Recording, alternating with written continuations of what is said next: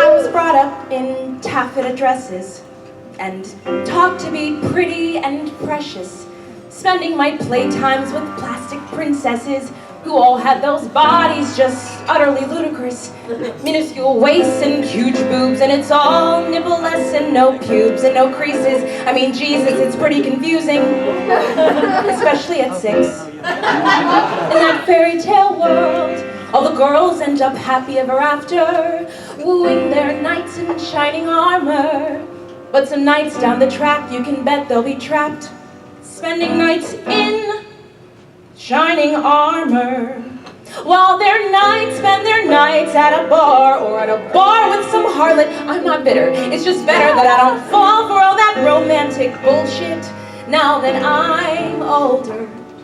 Although, I don't mind the thought of being tossed over a shoulder and trotted off to a mansion by some ruggedly handsome man in a fireman helmet. Have him just use me for sex.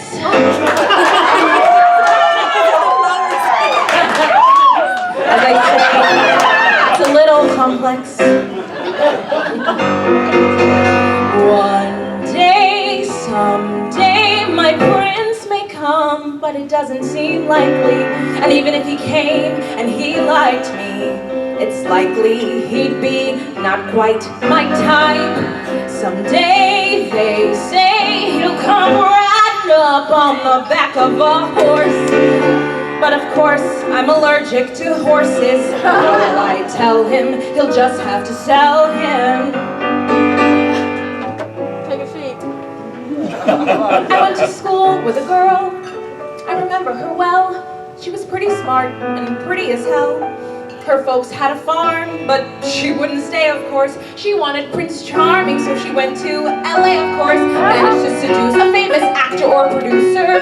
Shacked up with a house in the hills, and the cat, and the juicer, and the fancy car, and the tennis court. But the guy wasn't quite the cat she thought she caught. He treats her like trash, and then you know the drill. Takes his cat and his cash and finds some younger girl. Now she's left with this stupid Corvette and an empty swimming pool which she fills with regret. I mean, smart girl, but kinda dumb. And I'd rather be lonely than sit on my fanny waiting for my prince to come.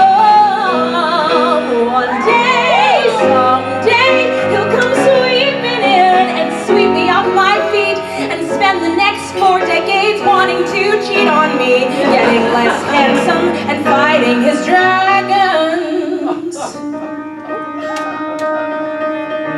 He'd know what to wear, he'd have a full head of hair, and his eyes would be brown or blue or green or red hair, and his body would be toned with those pecs like you get at the gym. But he won't spend all his time at the gym, and he'll love reading books. He'll be an excellent cook. He'll be good looking but not too aware of his looks. He'll be tender but tough, and smart but not smug, and attentive but not fawning, and he'll smell good in the morning, and he'll dance. And like hiking and baking and biking, I'm not picky, I just ask that he likes me and I like him, and I'd rather be alone if the only other option is to come and settle down with some condescending clown with a great rating from some dating service, some self-professing Mr. Perfect, another narcissistic legend made $1 million out of hedge funds.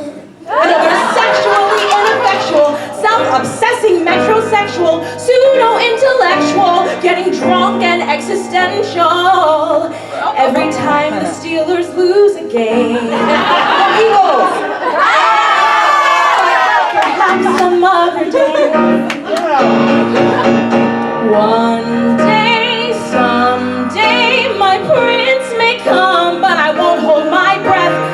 Now there's only fuckboys and weirdos left, and weird is fine, but not all the time. One day, someday, my prince will come, so the fairy tale says. 20 years later, it's still in my head that if I screw a frog, I'll awake in a 4-poster bed.